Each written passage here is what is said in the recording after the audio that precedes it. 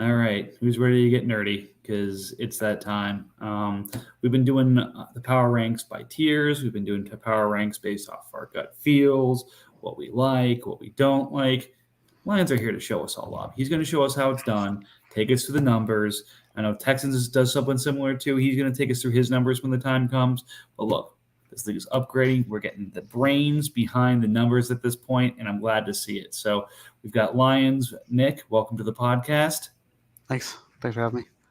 Of course. And then our regular degenerates, Bill, James, and RJ. Gentlemen. Hello. Hello. 8 days. Can't wait. Yeah. RJ's just not ready to show his top knot off yet. No, not yet. Still preparing himself. Exactly. But look, like I said, we're ready to get into the numbers here. So Nick has done some pretty cool simulation based off of our teams, based off of I won't ruin the surprise and all the hard work he's done. I'll let him go into it because he's going to know it better than I will. But he's going to take us through this, and then we're going to go through some of the ranks that we see in there, what we like, what we don't like, and if there's things that who knows, we can improve the algorithm. Hopefully, this is an easy thing to do, and maybe we'll get some interim updates. So, without further ado, Nick. Sure. Yeah, I can. I'll just run through it all. If I'm rambling for too long, let me know and cut me off. So basically, everything is driven off of Clay's projections, as I mentioned in the initial post. Mainly just because he goes a lot deeper. I've made projections, but they aren't nearly as deep, and I don't update them very often. It's kind of something to keep me grounded for my own drafts. But he also does IDP, which I do not get into for projecting. So I got the projections, and first thing that I do is I randomize a bunch of stats for each player. Mostly the very basic of pass attempts, rushing attempts, targets, and snaps for defense, because that was what I have. And then I calculate the per attempt stats, like yards per attempt, yards touchdown per attempt, etc. I take those and I have the means that come, like basically a per game mean from what Clay has. I divide it by the number of games he projects. Then I got the mean, and then I need to come up with a standard deviation for how far I want to vary. And this is so that since we're doing best ball, we need to, there needs to be some variance. So there's possibility for depth to take in place here.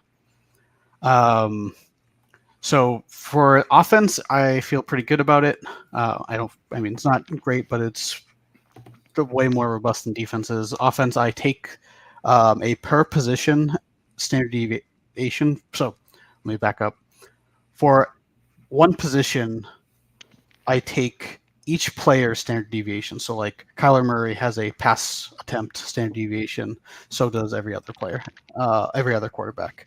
And then I take the median of that and plug it in. I do that for all these stats. So that when I randomize it, it's somewhat of an appropriate variation. So an example I wrote down, running backs have for rush attempts, running backs have a standard deviation of 4, and QBs have a standard deviation of 1. So running backs' rushing attempts are going to vary more than quarterbacks. So I try to keep it as close to what the variance might actually be. So that's probably the most nitty gritty I'll get into. For defense, it is, I don't have all the defensive stats yet, and I'm actually working on that now, and I think this could be improved. But right now it is just 25%. So if an average snap for a cornerback is, I have it, is from what snaps I have done. So an average snap for a cornerback is 35. An average snap for a linebacker is 22. I take 25% of that, and that is the variation. And I think that is probably one of the biggest flaws right now with this. Is I think that is way too low for sacks from what I've seen. was talking with Goose a little bit, and he mentioned like some of the highest numbers we've seen, and then I went to mine, and like I'm not seeing sacks over like 2. I'm not even seeing 2 sack games out of these. So I think that that's something that could probably be fixed. So there's a better chance of hitting those super high boom bust weeks that you probably see out of defensive players. And what kind of distribution are you using? Is it normal? Is it Yeah, what curves? I'm just doing normal right now. I think that also probably might be incorrect, but I'm not really sure. So that's what I'm sticking to right now. Yeah, and I guess in terms of Z-score and otherwise, really understanding what the shape of that normal distribution is too. Because like you said, if it's as pure normal, then yeah, the outliers past 3 sigma are going to be less than 1%. So it's going to be pretty rare you get to that numbers. And I guess if you take all the linebacker games and stack them on top of each other for 16 games, stuff like Chandler Jones last year going for 6 sacks is a pretty rare feat. It's not something you're really going to see in any kind of score. Yeah, and I think that I think that it getting all the way up to a 6 is probably unlikely without seeing then like a lot. Well, yeah, exactly. It's going to be hard to get those really right far end ones, but I would like to at least see some that get to at least 2. So that's one thing that I do want to fix, but I need to I don't want to just throw out a number. So I'm going to work on trying to get actual sack numbers and seeing where that is. That's the other thing. Like with defense, you're going to see a lot of distribution there, like especially the corner position. See a lot of people in the league who will go, 2 or 3 corners deep because one will have a game where he'll put up, 19 or 20, and then a game where he puts up 4. So a lot of distribution just based on the position. Yeah, and I am trying to do by position. And that is what I am doing. I am doing it by position, but it's for defense. It's just I take the like a median score and then do the 25% of that. So eventually, like offensively, I feel pretty good about it. Defensively, yeah, I do want to do it by position. So it's not. So the sacks might be more variable for different positions. You're doing something that I have no concept of how to do if you pay me how to do it. So again, don't take anything of what I'm saying as criticism. I'm just curious.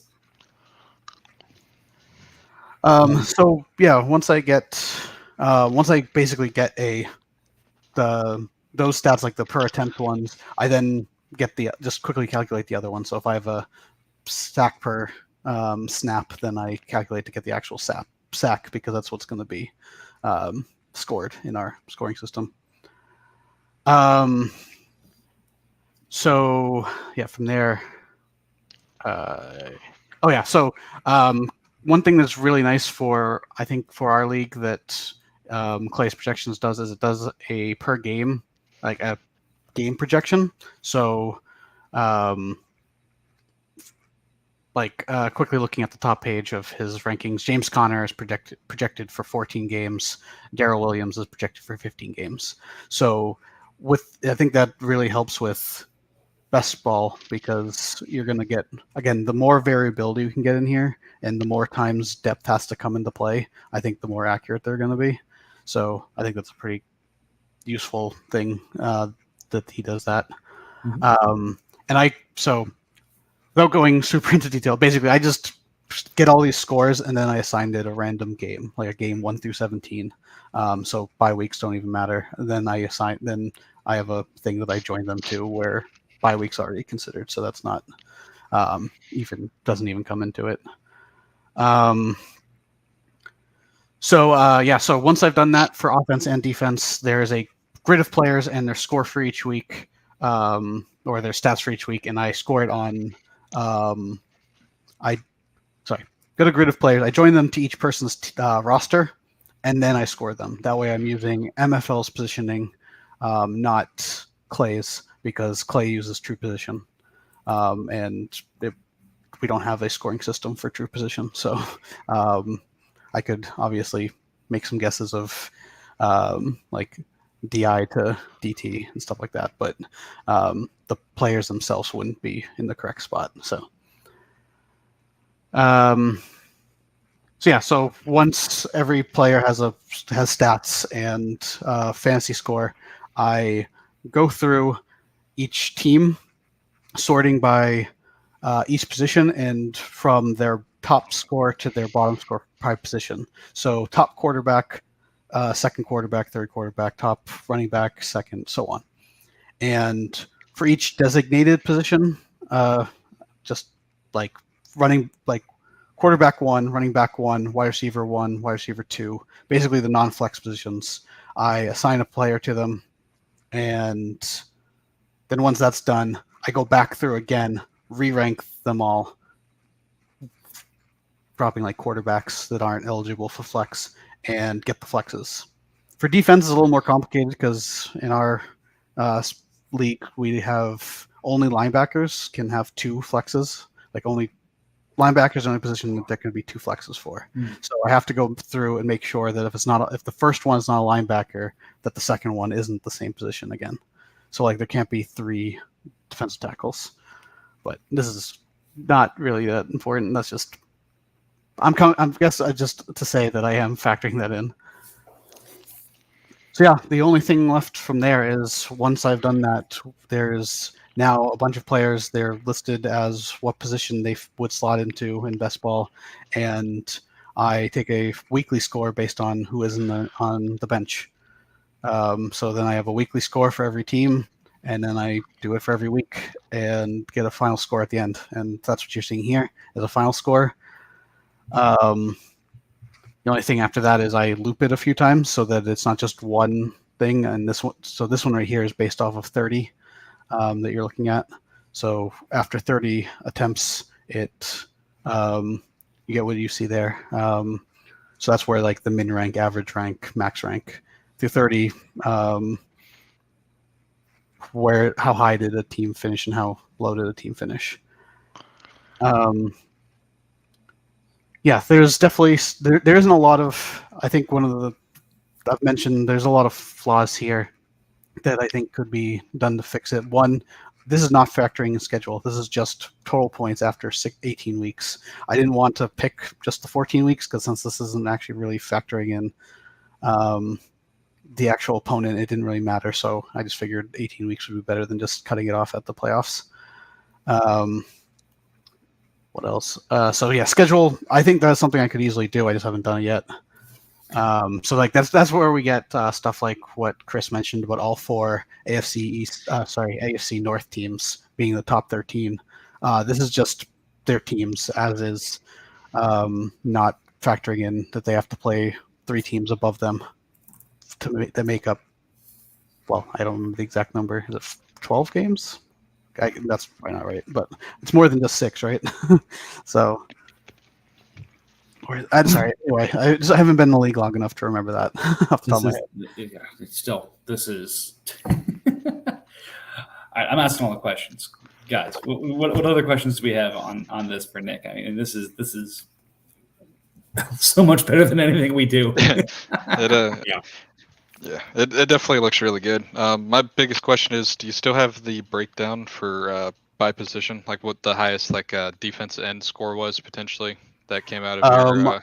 I don't know if actually I probably can pull that up. For now, I could tell you that I think I looked this up when I was talking to Goose. I think it's like 16, which is not great. So that's one of the flaws I wanted to bring up actually is defense just doesn't. I think there's 2 big things for defense. And so I think that there's going to be a higher weight on offense in these rankings because one, as I mentioned in the pre-pod, that doesn't go in, there's only tackles, sacks, and interceptions. I think. Did I miss one? I think it's just tackles, sacks, and interceptions. So there's no assists. And just small stuff like that is just going to make their overall scores. Yeah, there's no pass defended. There's no like boom bust like touchdowns. Fumble recovery and defensive touchdowns. Yeah, so these are all things that he doesn't rank. So just in general, the scores are going to be lower for those positions just because there's nothing I can do about that. Gotcha. But then there's also I mentioned earlier the variances. I think I need to crank up the standard deviation so there's more variation, because what's happening right now is you're just kind of getting your average week, and if you have multiple defensive ends trying to, well, I guess you're going to have at least two, but like at most positions you're going to have depth, and the more boom bust, the better the overall score is going to be, because you're getting in more of those booms and less of those busts. So especially on certain players, when you go more week to week, they're going to be harder to do. Yeah. Because I know what's his name, defensive end for the Raiders last year had like 2 games where he scored like 35, 40 points. The rest of the season he averaged like anywhere between 2 and 8. But now the first thing I noticed is there's 13 teams in last year's schedule that scored more than the Giants did. So there's definitely a good chunk of points missing, just that's somewhere. Yeah, there's got to be a lot, because, like I said, it's defense. this is also 18 games. So Yeah, it's the defense side, and that was doing the same check, James, as you were. So, no, I mean, and that's the other thing. Like Falcons last year scored $1 billion on 4,300. offense. So, again, probably maybe some offense, but I think like Nick said, if he cranks up the defense, maybe uses like rates. Like for example, if I don't know the numbers, 6% of interceptions get returned for touchdowns. Using that as a proxy for number of touchdowns you get there, or something like that. Just something that can be variable. Same thing with I could probably do the same thing for assist to tackles. It's something to get those stats up to the same level as because offense has everything. Like there's nothing left out of offense except for I don't know. There's probably some stuff that I'm not thinking of, but like defensive scores, for instance, and maybe he doesn't go super deep into giving wide receivers rushes or something like that, which it does look like he does. So I guess that's a bad example, but yeah, it's too bad that some of the folks we had in here a couple years ago, like Sticky, who are really into the IDP side of the world, I feel like they would have field day with stuff like this. The guy he does his podcast with on IDP will do deep dives every once in a while on position groups and things like that, to stats and everything, kind of exactly what you're talking about, snap count, assist to tackle ratio, things like that, he just tries to take a look at, some of the consistency and things like that. So it's a great starting point, but, let's jump into the rankings a little bit. And I said this in the pre-pod, and I got to say it first, and, then we can get on to the rest of the topics. Brett, I'd like to be the first to congratulate you on your three-peat, because apparently in every of the 30 simulations that were done here, you won again, buddy. So good for you. Congratulations on the three-peat. It was looking kind of spotty there with some of the injuries and some of the other stuff hitting you, but I'm glad you overcame it. So I'm looking forward to struggling against you this year, but well fought three-peat, my friend. That has to jinx him, right? One would hope so. Yeah. I was going to just here for a second there. Yeah, the first thing that kind of jumps out to me, and then I'll kind of go around the horn here, is the top 11 are all kind of seem to be locked into playoff seeds, even though the point difference between, say, myself at 8 or Eagles at 7, and I'd say Packers at 13, Rams at 14 isn't huge, but for some reason the model just really likes basically that Falcons to Bengals top 11 as no doubt making the playoffs in some kind of shape or form, and then after that there's kind of the next 7 or 8 teams are fighting for those last 3 spots. Yeah. I'm not sure if I have an explanation for it. So, yeah, the numbers are pretty close. So that the whole middle is pretty close. But yeah, I don't know. Yeah, there isn't much difference in between those, despite the difference in points. Yeah. I do love that Jeremy has the biggest variation in terms of best rank and worst rank.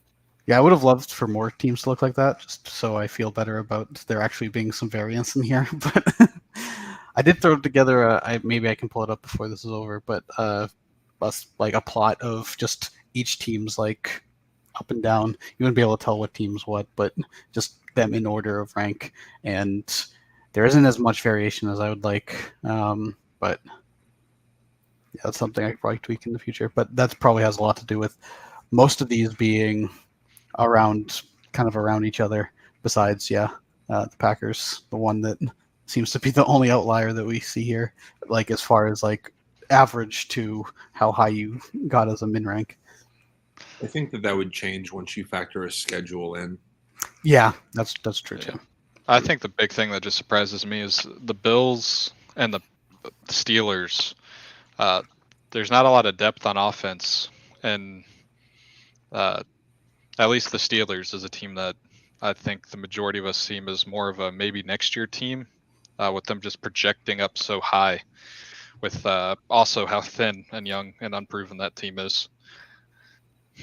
Yeah, I think Steelers comes down to like just more schedule. Like they're going to lose more than they actually like probably would in any other given year just because their division. Well, it's the projected points are also interesting because it's his quarterbacks with Mac and Jameis. That's going to get you a lot of points. I ran 2 QBs last year and it got me second most points to whoever it was had Josh Allen last year, the Texans, I think.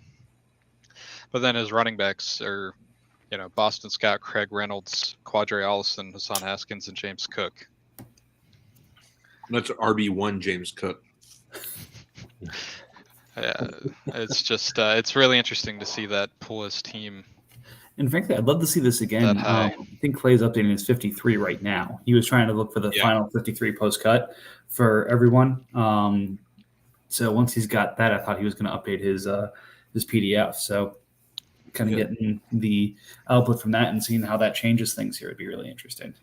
Yeah, that's something that wouldn't be too hard except for just waiting for it. So Well, waiting is the hardest part. I think it's interesting when you look at Falcons and Texans, they both are just divided by their final total by roughly the same amount of points, like just like 300 to 400 points somewhere in there. I find that pretty interesting, but it all just like the middle is just chaotic. Not for anything he did wrong necessarily. It's just like it just shows me that we're gonna have a very interesting fight for the wild cards. Another thing I'm seeing is there's a similarity with some of these teams that have 4+ defensive ends ranking a little bit higher too. The Eagles, with how good that team is, I would take the Vikings all day, but that team just has a lot of defensive ends. That Steelers team has a lot of defensive ends rostered. The Rams team has a lot of defensive ends rostered. To where it could be that, if they aren't scoring that much, it could also just be helping to have volume of players that with potential starts over actual high-end starts. Yeah, the variation on that would be really interesting because if you make that more variable, we instead of getting a lot of 8 and 12 point games, you get a lot more 4 and 16 or 20 point games. That changes the science on both sides. Because if you go down to the Raiders, who have Marcus Davenport, Josh Sweat, and not much else, you'd probably think that's a decent. That's a pretty good offense. Like that whole team is not bad, but it's somehow down there. Like with JT, Aaron Rodgers, I'm just surprised to see him that low, especially compared to some of these other rosters. It'd just be interesting to see how all that panned out. Well, in terms of who we've kind of put in some of the tiers, I think these, again, there are a couple of surprises, but for the most part, these kind of line up with our tiers. Like we had the Texans, Broncos now they're in full tank mode, Lions, Saints, Jags, and Seahawks kind of down in this range, where the Jags may see themselves a little bit higher. And Pats, these are kind of the teams that we expect to be in this range. And then it gets to be really that that tier, and the fact that it's kind of a 200-point jump here between the Jets and the Pats, I think is pretty indicative of that. Like that's kind of where we have our tier break in our ranks, I would say. You guys agree? Yeah. Yeah. And then, yeah, I agree. The Raiders are definitely a break there. The other thing that's interesting here is, did you give Cowboys and Chargers credit for their guys who are holding out? I thought about that while I was setting this up, and I meant to look it up. I can't remember. I believe that they are not counted while they are out. I think so. and I don't know if because I think when I pull the data from MFL, I believe they are listed as injured reserve, and I think I wanted to keep them there, but I might not have actually successfully done that. I don't remember. No, again, it's just surprising that. Again, I also don't know what the intention is. I haven't been in the league long enough. I don't know if I should be counting them or not. It seems like, I think from what you guys have said, that they're probably going to stay there if they're still there right now. But it just depends on the owner decision. They can leave them there, but yeah, they can just pay them a shitload of money and play them this year. I guess it's more just thinking if more often than not they should get counted or not. But yeah. Yeah, it's more of a logic thing because for the Chargers, they should. They have the money, the contending team. There's no reason Derrick Henry shouldn't be getting points. For the Cowboys, that team's not contending. You have TJ Watt. You should either trade him or bench him so you don't get the points towards your next draft pick. So he's not going to pay him. He's not going to do anything. Is Cowboys even? He's not going to trade him. I've tried. Is Cowboys even here anymore? Like I know Matt's maybe out, but what's going on with Cowboys? No, he checks in. I Okay. think he was on yesterday. Speaking of people that are here, Mike, Giants is waiting to hop on. Oh, okay. Boot him. Don't let him in. Boot him. Hold on. This is what happens when I share my screen. I can't effectively host, but you know what? Sometimes you got to do it for the people. It's all good. We were waiting like 5 minutes. Whenever I had a chance, I told you. Well, no, again, I have my Discord chat over here. So usually, like when Bill is waiting to get in and I don't see it immediately, he pings me and I know that he's waiting. Yeah. So I assumed Brandon would do the same. But, some people are a little bit quicker on the uptake. Hey, Nick, question for you on these numbers. Is this just strictly based off of every player, or is this based off of like you may have told us this earlier. I apologize if I didn't hear it. Or is this based off of like actual starting lineup potential? Anything that is in the basically just anything based off of Clay's. So if he has them ranked to score, actually, so I guess I can quickly bring up one. So like James Conner, I think I mentioned, he's projected for 14 games. So I take his rushing attempts. He's currently projected, I don't know what it was when I ran this, but he's currently projected for 224 rush attempts. I take that and divide it by 14, and that's his average game. And then I give him that average, but with some variation. So if they're projected highly, then I'm assuming that means that they'll play and they'll get it. So, yeah, so that's mostly it. And then, like I mentioned, with the games played, he does do games played. So if there's a game played, they're going to get a score for that. If that is I guess like an example is like a rookie. Maybe I can find one that's a good example. But a rookie that is going to listed for 16 games, but the beginning of the year they're going to be low, and then eventually they're going to finally get to where they're going to be. There's not going to be any of that in this. There's going to just be take their score divided by their games played, and it's going to be average. So that could probably hurt players like that because they're not going to have parts of the season that are higher than others. Like James Cook, that was the first one I came across. If he gets worked in slowly, he's marked down for 15 games, just as many as Devin Singletary. If he gets worked in slowly, it's not going to be like the second half. Divide that those stats by just the second half. It's divided by the whole season. Okay. Now, frankly, to try and go more specific and broken down than that would be just. I don't think I have the computer. I got the computers open on my desk, and I don't think I have the computing power to do that. Also, just completely different topic. I am not successfully holding off the holdouts. So Derrick Henry is in the lineups that you're seeing. Okay, I was going to say I was curious how Chargers got to be the number 3 ranked team without Derrick Henry. So that makes sense. Like I said, it was one of those where it's like I was thinking about that when I saw Cowboys. It's like, oh, the Chargers are up there. Yeah, it's the same for the Cowboys, so that they'd be lower, but so would the Chargers.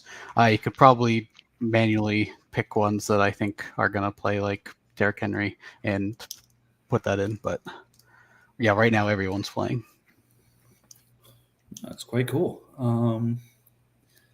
Let's see here. One thing that I was just thinking, like a way we could use this is if we really wanted to like grade certain trades to see like how they impacted a team's total point output. It's like Watson on ESPN. That could definitely be done. It'd be a little like, I mean, it's definitely something that could be done. It's just a little bit less just click this button and do it, because I'd have to manually change the rosters back, run it, and then change them to what they are now and do it. But that might not be that bad on individual trades. Well, then all you have to do is throw in. The only wrinkle there is as soon as a draft pick comes involved, it's finding the value of a draft pick. Yeah. Is always the rub in this stuff. Let's see here. Other interesting things here. The battle for the AFC South. Pretty close here. You got the Titans at 18 and the Colts at 20. Of course, right in the thick of that. It would be interesting, and again, I don't want to keep adding features because I feel like that's the classic, product person. It's like, oh, I love what you do here. It's fantastic, but can you do this too? It's like, sure.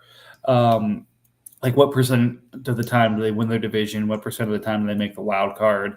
Things like that. I wouldn't ask to do like playoffs too, but like, just like some kind of stats here. Like obviously Falcons always wins his division if he's number 1, but stuff with the Titans where he's 14 sometime and 20 the other, or Colts 17 the times where he's 20 and winning the division. What's that kind of look like? Yeah, I'll write that down. At some point I want to factor in the schedule. It's just something I haven't done yet, and I don't think it would really be that hard. It's just I wanted to get something out, and it'd already been a few weeks since I had started. So no, it's really cool, and again, just a matter of kind of scraping. So we could get from the site, I'm sure, and then continue to evolve as we actually get real results in there, and we can kind of compare and contrast.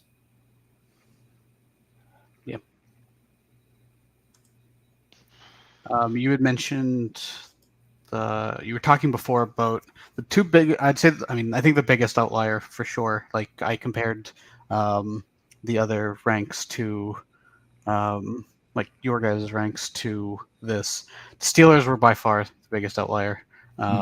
Like they were pretty much exclusively in the 4th tier, and this puts them up with I think the 2nd tier. One person did put them there. I can't remember who, but the second biggest one, and it's not nearly as big, is the Titans. And you just mentioned that they're ranked a little lower than I think everyone else ranked them. Not by a lot, but like the Panthers were consistently ranked below the Titans, but the Titans are below them.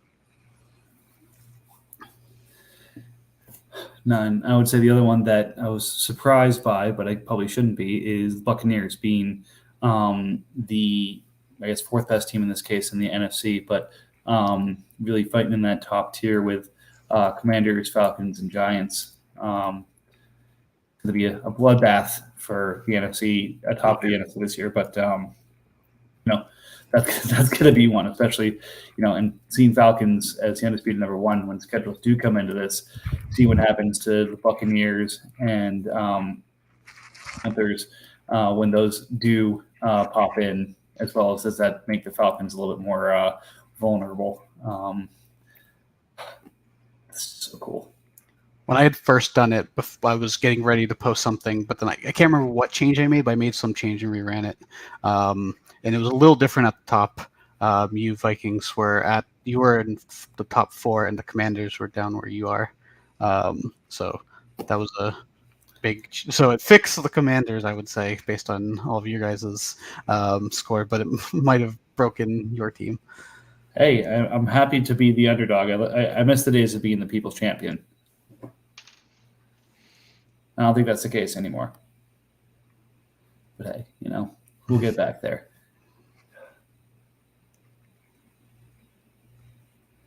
Well, now we have something to work with, boys. Don't like what your rank is. The computer said this is what's happening, so get involved and fix it. Do what you can do to make your teams better, or for those of you who are trying to tank, make your teams worse. You got cold hard data now. Yeah, I'm not sure how much I'd make decisions based on this until I make it a little better, but at the very least, I think it was fun to do. That's why I wanted to put it together. But I'm honestly pretty shocked Dive was even as high as I was in mine. I figured sure I'd be fighting the Texans for the bottom. I mean, you guys are right there. Third. Like, it's not like it can't happen. Look at the score difference. Yeah, I mean, Yeah, I do love the fact that there's these three. I won't make the point again, but it's like you got 6 teams under 2,000 where RJ took pride in how hard he had to work to get to like under 100,000 he had last year, and no one else was under 2. Yeah, I didn't work too hard for mine. I just inherited it. Yeah. I'm going to say, man, you can make that go really quickly if you just let a lot of those safeties disappear. Yeah. You sell your points away, you're going to be just fine. They're for sale. I just haven't gotten anything like that. He's got a lot of guys that would hold, but that safety group he's got, the majority of them are aging and or about to be overpaid because there's a former first rounder in that group too. It's not his problem. He just has to sell them. That's true. I was going to say, Mick, I was trying to remember. Did you take over the team last year before the draft, or was it a couple years ago? Or I just took over, and I think about February, right, or maybe a little bit before that. Yeah, right. Yeah, the very beginning of February, right before the rollover. Because you actually chose Drake London, right? Yes. Okay. So you've been here for the whole calendar year then? Yes. Okay. Yeah, I mean it's you got a couple of really bad breaks. With some of these trades, but I think you're covering well. The fact that Keyshawn Vaughn went for what he went for. Amari Rodgers has not hit yet, but we do a couple of us on this podcast do believe in him long term. The cult phenomenon that is Tommy Tremble. I will continue to send you offers for him just because, the old Lions owner really, really pissed off of Matt of the Chargers with that one. I think I said it before, but I'm pretty sure the value on Tommy Tremble has basically disappeared at this point. Yeah. Yeah, I'm assuming I'll probably end up holding him. I'm a big fan of Josh Palmer. Yeah. He is definitely one of those players worth holding more than like trying to trade for what he's worth. Yeah. That's what I think a few of these players are. I really feel Josh Palmer's like the next Tyler Boyd. He's never going to be super flashy. He's just a good, solid guy. He's going to give you numbers. Yeah, that's actually a perfect comparison. Yeah, he's going to get you enough fantasy points to stay relevant, but he's never going to be super expensive either. That's a great player to have long term too. Yeah, we just gotta get some money on your team. You got $67 million in cap room, and if I'm not mistaken, we've got about 2 weeks until the first cap. No, it's week 5 and week 10, isn't it? Oh yeah, it's week. Okay, yeah, week 5 and week 10. I thought there was a week 1. There should be a week 1. Just go get paid for someone who signed horrible contracts. Yeah, just take on like whatever random contract you can find and get a fifth for it. I would try a little bit more than that. Well, yeah, but I mean, we're not just going to find it. I think I have enough picks. Any fifths are probably getting skipped at this point, and I'm way too far out to think about that. But Consolidate. Look, Consolidate picks. I mean, I've only been in the league for a little bit. It doesn't seem very easy to consolidate. No, I think the thing you need to look at here, and it's something that I had to do, and I think something that RJ did really well last year was the balance of moving players for picks, but then spending those picks on what you feel are undervalued players. Like, for example, right now, if someone came to me and offered me, a low ball offer for, say, Trey Sermon, if you believe that he could catch on someplace and jump a third to a second or be valuable next year, that's the kind of player to be looking at, saying, hey, can I give a fourth for a player like that? I'm not saying I take that, but hey, here's a fourth for Trey Sermon, here's a fifth for this out of this guy who got cut, like Marlon Mack, for example, who just went on a practice squad but still could see some play later in the year. Those kind of stashes, like smartly use your cap instead of just kind of throwing big bad contracts on it. That's one way to rebuild, but once you have enough picks, you got to spend a little bit to try and play the market. You just have to be careful on timing, because if you're not competing and you're tanking, you have to be careful you don't drop too far in the draft. Yeah. And on top of that, the contract years. If you want to be competitive and stay competitive for several years, you don't want to consolidate all into 1 year and have like 6 first rounders. And that's a lot of contract years and a lot of money. What is wrong with having 6 first rounders? Don't listen to this man. It can be good, but it can be bad, because you can be the Falcons that don't draft perfectly. Yeah, what's wrong with it? We're about to find out next offseason when Falcons has to pay them. Half of those guys will be like a season away from like genuinely breaking out, but you'll be forced to pay them as so they did, and then you're stuck in a situation where you just basically have to have hoped you accumulated all the value contracts in the league. Yeah. Does anyone want Miles Sanders? Not related to that at all.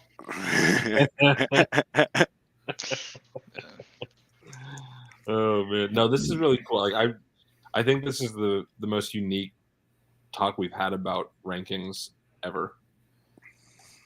This again, it's awesome. It's awesome to do it on numbers. And again, it's all constructive on ways to potentially even make it better. So I love the fact that we have this. I think Texas kind of shared some of the model he put together on that. So who knows? Maybe we'll turn into college football back in the day where we had the AP poll and the coaches poll. We'll have the Lions poll and the Texans poll, and we'll see kind of what the power ranks are based off of those. It's going to be super high tech. Nick, would it be easier if this was a true position situation rather than individual like positional breakdowns? Not really. I mean, I am all for a true position, so I'll get that out there. But but no, it would, the only thing that I think it would help would be just joining. I didn't mention this, but probably the worst part of this is joining MFL's naming convention to anything else. Like, for instance, Clay's. Like, this isn't an actual example, but say like Odell Beckham versus Odell Beckham Jr., for instance. It's a pain to join players just on name. And I try to use position where I can, but I couldn't do that here. So I guess having like true position where the positions would actually match is going to help when you have the same name across multiple positions. Sure. All right. Speaking of, do we have room for any more people? Yes. How many does this hold? I think 10, right? 1 million. I don't know. Mike paid for it a while ago. I think it goes up to 10. The free version goes up to 6, and I think once we hit 7, I just said, screw it. We're paying it. We're going for 10. Because it's more fun when more people are involved. Yeah. Well worth it. Time And again, to it comes down monetize to the YouTube vids. basically like $5 a month for me to pay for this. So I can skip a coffee once a month to have this happen. Nick, are you on Twitter? I'm on Twitter. I don't actually ever post. No, I don't ask because I want to follow you or anything like that. I'm asking because Mike had brought up the guy that Stitchy does podcast with, Tom Kislenberry, I think is who you're talking about, Mike. Yep. So Reach out to him and like have him help you with this whole thing. I guarantee you it'll be the best thing that is ever seen. So in the pre-pod, I mentioned another projections, and his were the others. Oh, really? So I follow him, and he has defensive. He's the only other IDP. Yeah, he's projector I know. brilliant.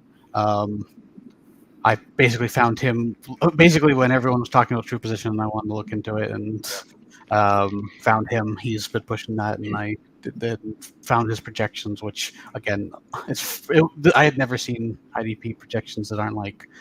I mean, I think like Yahoo does them, but those are just like random number generators, I think. So Yeah, he has a whole like situation that he gets into with it. It's incredible, and he doesn't talk about it because it's like his proprietary shit.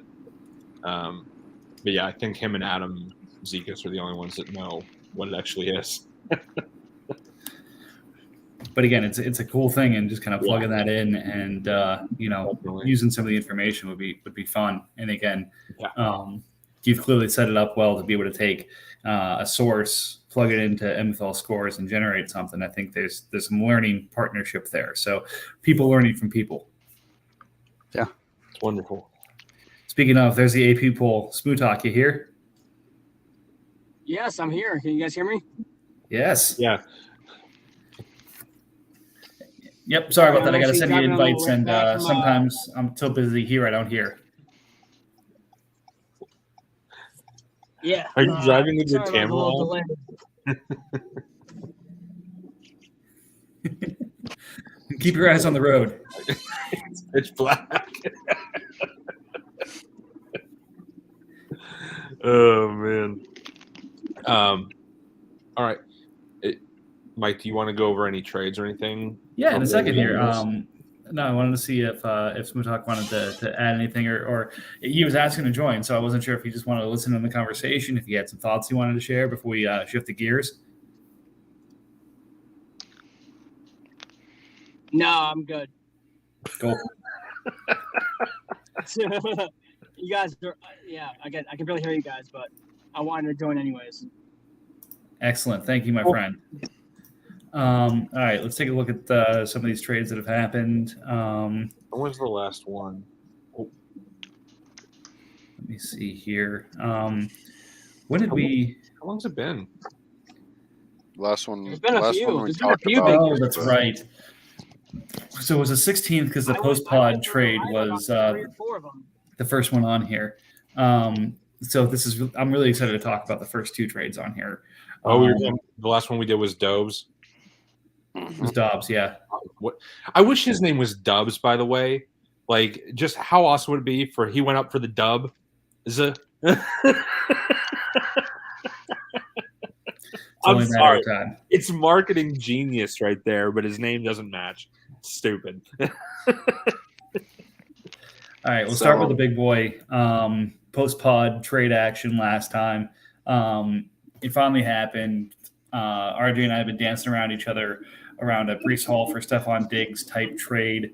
All I had to do was add Sebastian Joseph Day to it and take back DeAndre Carter to my lineup. He was very sad to return to my team, but we're happy to have him back. But yeah, making some big moves, and got the one-on-one on my team where he should be. I honestly I think this is a huge win for RJ. Yeah. It's going to work out nicely for you long term because you have the young running back who's going to destroy the league. But immediate success is RJ's return. Oh, no question. I've had RJ knows I've had a huge crush on Brees Hall for a couple seasons now. So getting him was the big add on this. Losing Diggs drops me to Lamb and Metcalf as my 2 starters, so I don't really have the luxury of a third guy right now yet. So I need to maybe make some moves and make that happen.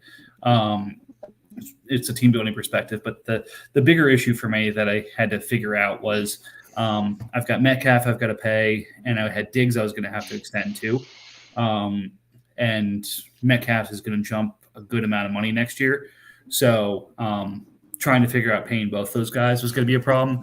Brees gives me a little bit more financial flexibility both now and next year. So there may be a reason that I've never beat Brett for a title, because I keep having to proactively trying to make trades like this to make sure I'm not in salary cap hell. But I was happy with getting Brees on my team, and especially since I gave up, what it was Diggs plus for the 103, and now I just traded Diggs plus for the 101. I'll take that.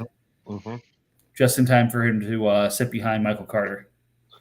What moron did that trade? For 2 weeks. Oh man, yeah. I mean that was a deal that was that one. Well, you guys talked about that for 2 weeks at least. Yeah, the big thing on that's crazy to me is I passed Michael Carter off to the Patriots after day 1 of the draft. Yeah. Day 2, Brees Hall goes there. Everyone's like, wow, he completely overpaid for Michael Carter. And now it sounds like Carter, I don't honestly think he's the RB1, but he sounds like he's done enough to still be involved to the point to where Hall might not be the complete bell cow. Yeah. So. Yeah. I mean, I said this weeks ago. I think it's a Chubb Hunt combo. Like, there's still production there, but I think it's going to be a timeshare that's pretty intentional. Yeah, I've been thinking Taylor Hines, but same idea. Yeah. Next trade on here, which happened seconds later, to give RJ back that RB depth. And by the way, Samaje right here. I love it. Every year we do an annual meeting for one of my leagues. And we were in Vegas, and one of the guys, because a situation involving Samaje almost broke our league last year, made T-shirts involving a variety of T-shirts involving Samaje Perine on them. So I chose the one that was just a big head. So anyways, I don't know, RJ, if you're nice to me, maybe I'll send you one. But in this case, he gave up Kirby Joseph and a 4th for Samaje and AJ Parker, who does not look like he's got a team at this point. He's on the practice squad for Detroit. Okay. But she paid for Perine. Very nice. That was the big part of that, is just to have, because I feel comfortable with Perine and Benjamin as like 2 options for a running back 3, rather than having like I'm not sure what Brees Hall was in like my group of running backs, if he was the 2, if he was the 1, if he was the 3, but just adding that depth and keeping Dillon and Hunt, I feel really good at running back. Yeah, I mean, it was just this very simple, straightforward move. As someone who's been going back after Diggs for a bit, I'm annoyed. We tried. That's one thing we can say, is I think we tried every iteration of deals we can think of for that. So who knows? I know that RJ doesn't like the trade. Which one? We were trying to pair Diggs with Josh Allen for a little while. Oh, I wouldn't like that. Anyways, moving on down, because every trade involves Bill at this point. Jonnu for the corpse of Devin Funchess and 2 4th-round picks. Again, I don't hate this, but I was surprised by it. I think for the podcast that we had last time, you were a little bit. I felt like you were a little higher on Jonnu than 2 4ths, but if you're trying to move the contract, it makes sense. I am higher on Jonnu than 2 4ths, but I don't know if it was post pod or if it was just like in Discord. RJ made a good point about, you just kind of, you're in this position and you're trying to get it done in a certain time frame, especially, you just kind of have to take a small loss if you have to. And 2 4ths is not a terrible discount from what I was looking for, in my opinion, but I mean, I'll take him. One of my favorite trades that happened, and I can't remember when you got Jonnu from the Bucks, but it's one of my favorite trades, because the Bucks sent me Jonnu Smith. I just looked. He sent me 12 different Jonnu Smith offers, and I told the guy I wasn't interested in him after the first one. Yeah, I don't remember what it was. I'll have to go back and look for it. Expressing disinterest is just a negotiation tactic. You got to keep being persistent. Something like that. Yeah, it's the thing. It's I when love at first that. you don't succeed, just try a couple different iterations and you'll get there.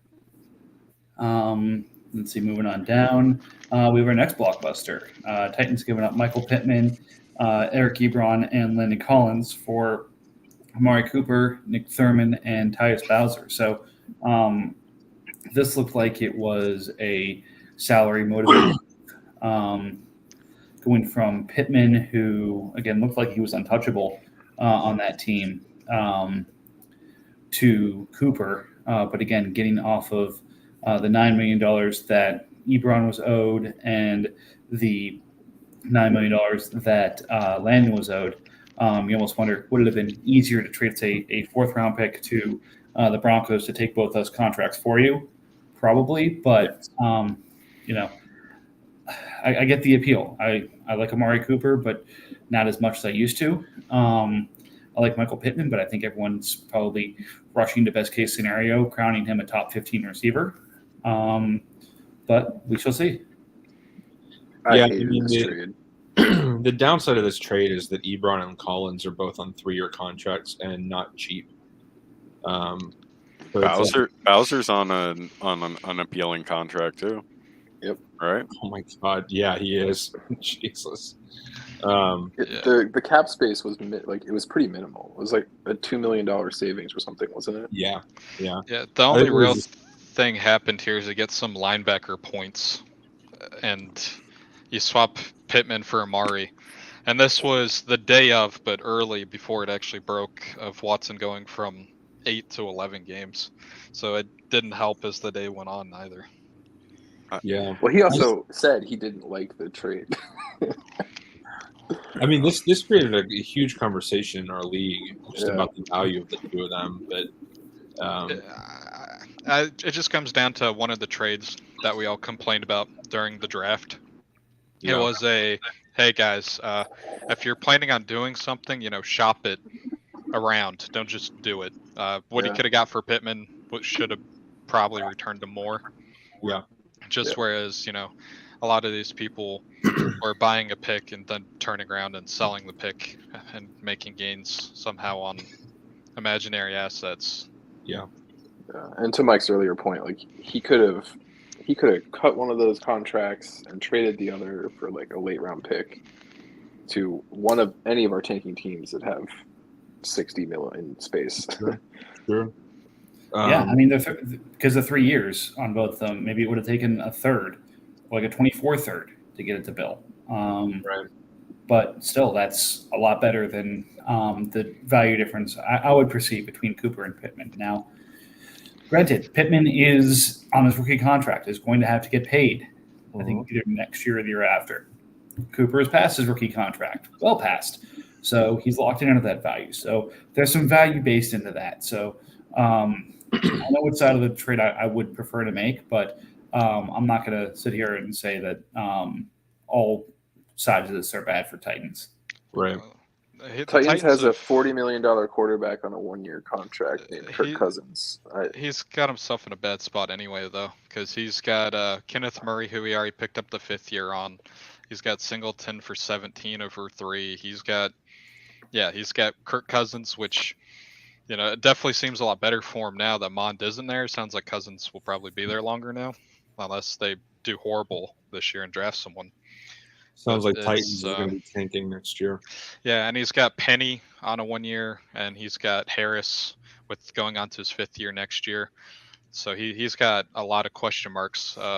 I think the big thing is he had Jefferson and Pittman to build around, no matter what, that receiver, and he now has Amari, Julio, and Justin Jefferson. So he just got a lot. He's really old, and a lot of question marks everywhere. Whereas he kind of had 2 pieces that he could have moved forward with and made cap space to do everything with, but he gained barely any money and lost probably one of his best pieces. Yeah. It'll be a fun offseason for him. Here's kind of a fake trade that I thought of on the spot here that won't happen but could be interesting. Does Titan still have his first rounder for next year? Let me. He does. He does? Yes. So, not to put Texans on the spot here, but if the Titans came to him with, say, Cousins and Jefferson for Watson and Texans' first round pick next year, who says no? I do. Texans. Well, Texans has the cap space. You trade extend Cousins an extra year, then you renegotiate him at the end of the year. So you're saying Cousins, Jefferson, and the first for No, Watson? Cousins and Jefferson for Deshaun Watson in the first. in a Oh, and first. Texans first. I got you. Yeah, So Texans, he the gets 101. yeah. So he essentially swaps Maybe. a top first for a top pick, which would then essentially become the Titans. Basically, yeah, it's like, do you want 2 years of Justin Jefferson, or do you want to take whoever's at 101 for 4 years before extension? Not just for 2 years, but I don't know. Smooth Talk, you're on the phone. What do you think? That's interesting. That's something that I would definitely look into. Yeah. I mean, I would say like I'm not Jefferson for the I'm 101. not that biggest believer in next year's class. I mean, yes, the top 5 picks next year are definitely going to be blue chips. What do you But that's interesting. So again, just I have ideas and I like to share. And I put things out in the world. magic out Hopefully- here. Smooth Talk, how big is your draft pick arsenal right now? Jesus, he has a shitload. Well, he's Of, like, driving, so I hope relevant, he's not like, looking first at and his second. phone to Yeah. figure I'll this out. check it out. I'll check it out. Too many. I'm still at like 13 or 14 in the first 3 rounds. He has 2 firsts, 5 seconds, 3 thirds, 3 fourths, and 5 fifths. Yeah, I mean, I don't care about the fourths and the fifths. I was just wondering, like, because if you do that trade, you're going to try and win now. You don't have your first. You don't care anymore about tanking, and Right. you have Justin Jefferson and a quarterback who's going to at least be top You're 20. You're pairing up the quarterback with the receiver. Yeah, It's a bad time of the year to be buying though. yeah. Yeah. Cheapest buying time is the off season and around the draft. People want those picks. Well, again, Cousins feels like he's got about 2 or 3 more years in him at least. I Jefferson. know a team that might be having some buyer's remorse on Dobbs. Who? Bill. What remorse am I having? I'm pretty sure they already have his measurements in Canton, so I don't know why he would have any buyer's remorse.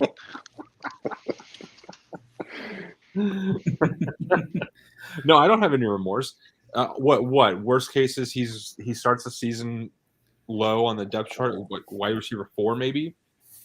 It's fine with me. I'm not looking for I points. have some remorse. It's when Bill and Bears tried to cheat and trade Antonio Brown.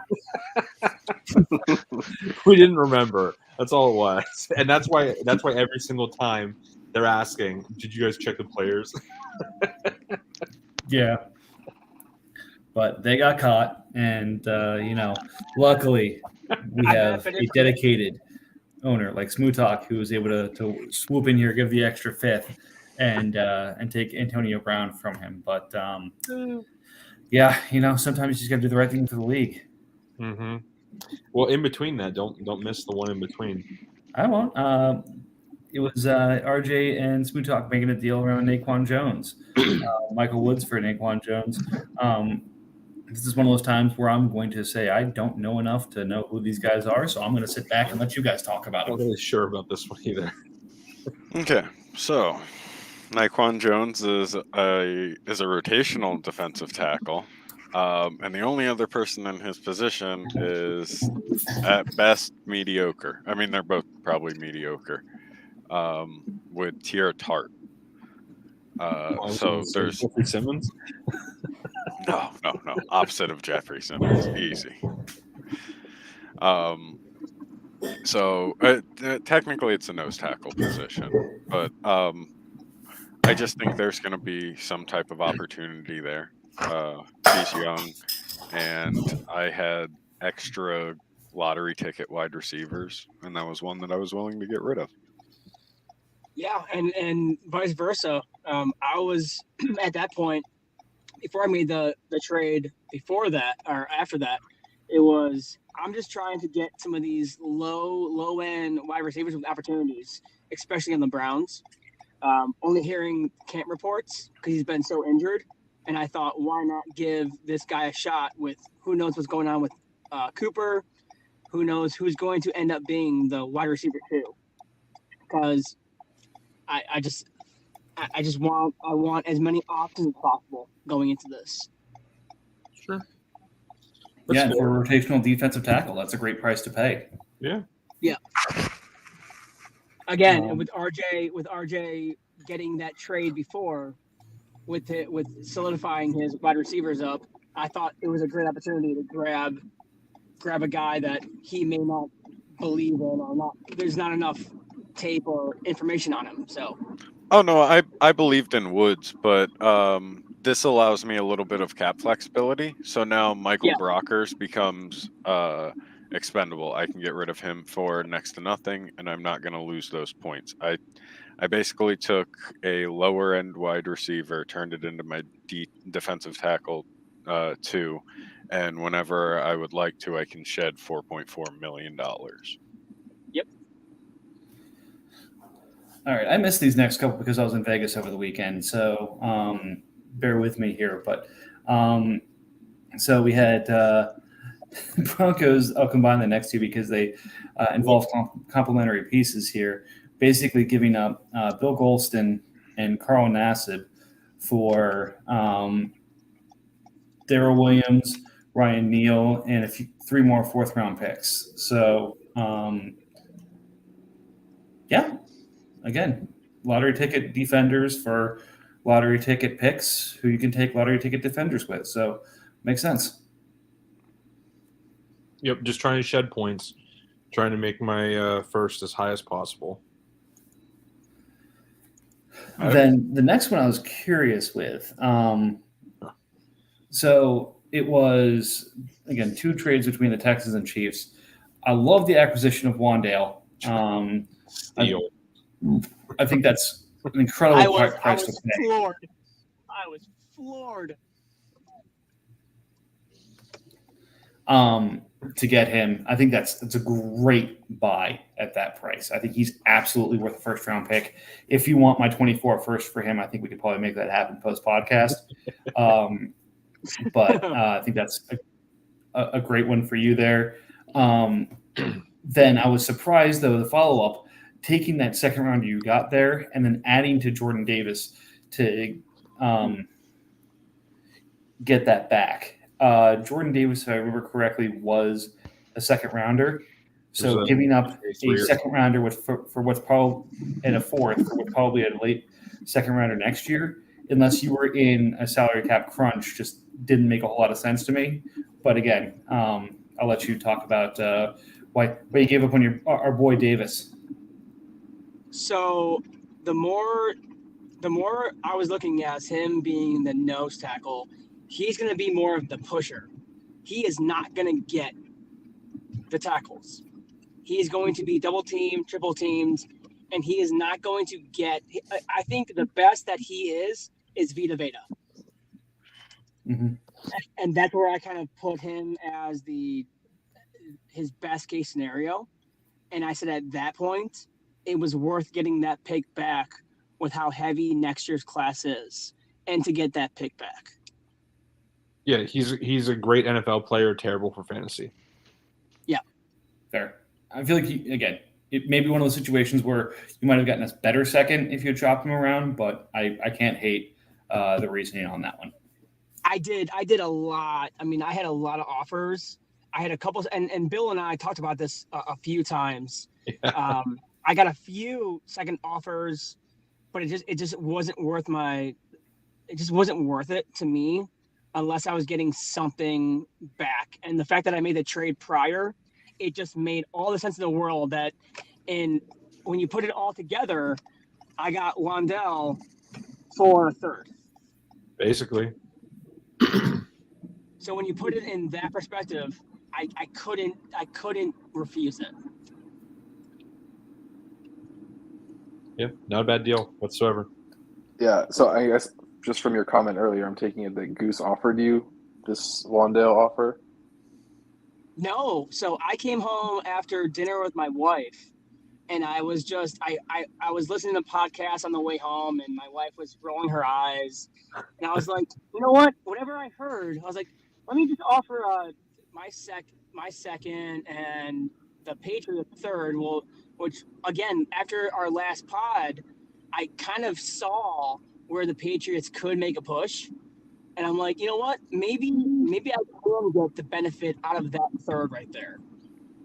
So where it looks like it's an early third, maybe it's going to be more of a mid. And I was like, you know what? Let's give it a try. Literally sat down, and within 5-6 minutes, it was accepted. I almost panicked. I was like, did I just fuck up? Because Somebody was did. So fast.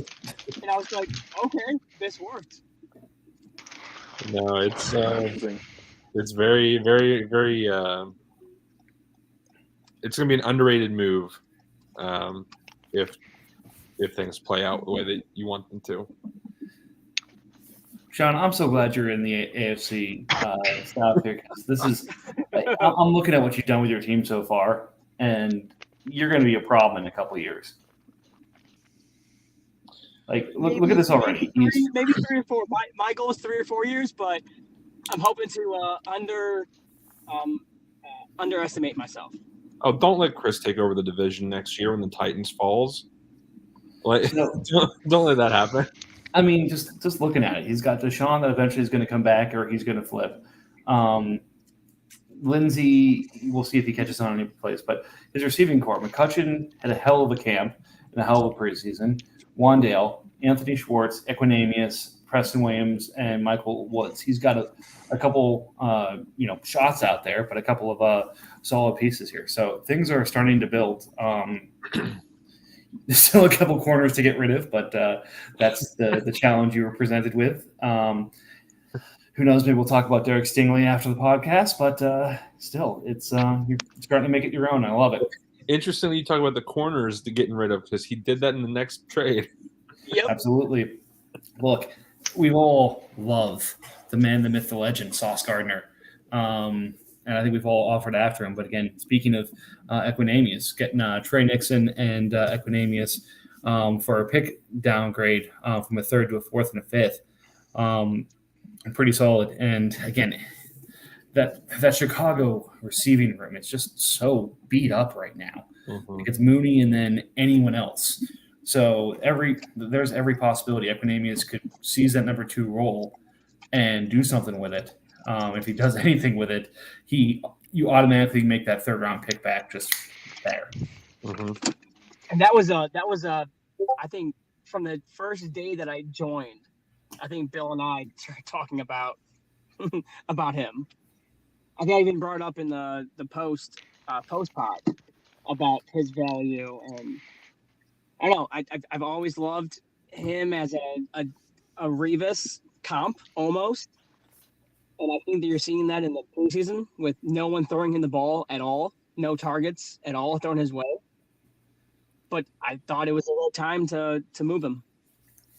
Dude, That's always the question: is you want someone who's good enough to make the pick, but bad enough that he doesn't not get any targets. Exactly. Yeah. 100%. Yeah. I had several conversations with him about Sauce, and that's kind of where it just came down to. I couldn't get myself to give up to the point of what he wanted, just because I'm worried with Gardner that he's not going to produce fantasy points just because of how good he is, but I wanted him because it's Sauce. So, Yep. Yeah.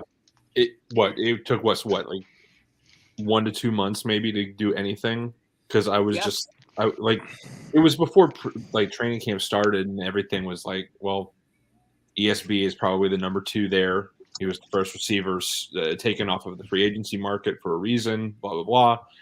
He's not worth just a corner. Like, you don't do that. And then it just like dissolved into where ESB just like lost value more and more and more and more as the season went on. And it was just like, okay, I have to suck it up somewhere. Let's flip some picks and do your thing. And Trey was a 1-year deal, whatever. And at the end of the day, I wanted to move as many points as I could and acquire at least some asset of some kind for the future, which Sauce is. Yep. All right. So, in terms of these next 3 trades, Bill, I'm going to need some help in terms of understanding what happened here because, like I said, I was in Vegas that weekend, so I don't know any of what the hell's going on here. So, you give up Marco Wilson, in a 5th to get Cole Beasley's contract back, and Brown's pick, which I think you probably mean is moving up in there. I viewed it as moving up in the 5th.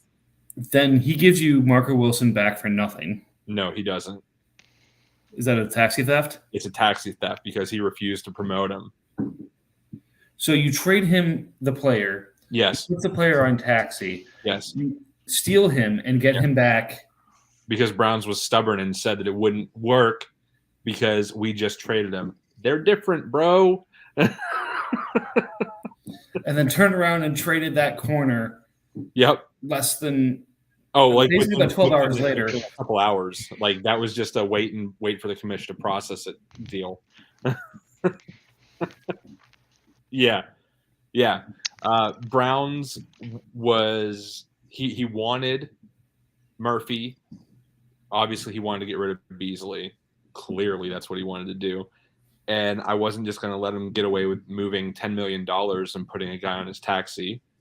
So he chose to not promote. So he lost him. And I made more return off of the same guy. Goose level logistics right there. You goosed him. The sad thing is he wasn't the only person that, like, I offered for Marco too. Yeah, I denied Panthers, who offered me just a 5th for him straight out, to do this deal with Browns because I was like, whatever, fuck it, like whatever. And then he like dicked it around. It's just like, yeah, I'll do this even more. And I'm probably gonna move Byron Jones at some point. So who knows? But yeah, this was strictly just moving a player, taxi claim, moving the player again. Good for you guys. You make my head hurt sometimes. And then last but not least, with news that Laviska is headed to the Panthers, Bucks went selling and was able to move the promise of Higgins as a depth piece on the Panthers, plus the lovely contract of Landon Collins to the Cardinals for nothing. I mean, I don't like it. I don't know what he's doing. Cardinals is technically competing this year.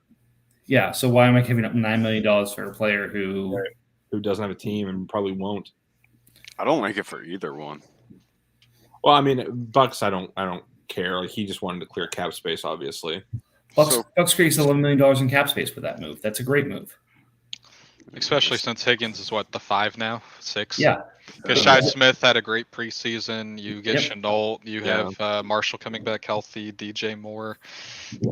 There's a lot of people in front of Higgins. Robbie Anderson. So Higgins' most production this year, honestly, might be tackles and special teams. Yeah. So tell me what Panthers wide receiver hasn't had a good preseason or training camp. No, I mean, that's the thing. I don't want any part of Rashad Higgins right now. So I believe in the guy that has the rapport with the starting quarterback over literally everybody having a good training camp. Even the little guy that we're not sure what position he plays. Come on. Well, look, you know who's going to be the best of that bunch? It's going to be Shi Smith. You know how I know that? Because same thing happened with him that happened with Darnell Mooney. I got pressured on Taxi Squad, had to sell him for less than he was worth. So buy the transitive property. Shi Smith is going to break out and be something next year. Fair enough. This also just makes me hate the Pittman trade even more. Yeah, because He's back. He's back in his location. Now he's ready to get down to business.